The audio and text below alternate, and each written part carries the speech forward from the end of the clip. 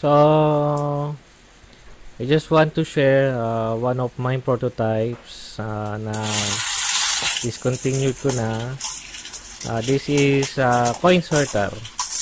So, a coin sorter that uses universal coin slot to sort some coins and count the coins. So, sinosort na niya yung piso, 5 piso, and 10 pesos. So, I use some 3D printed parts on this prototype, and as you can see, meron din akong solenoid na actuator dito to dispense the 10 pesos and 5 pesos. Since nung panahon yon, ang new 10 peso coin ay ka-size ng 5 peso coin. So, gumawa ako ng design na masosort out yung dalawang klaseng yun.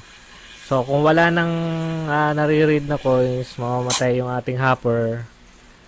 Then, makikita nyo na yung total number of coins sa ating LCD screen.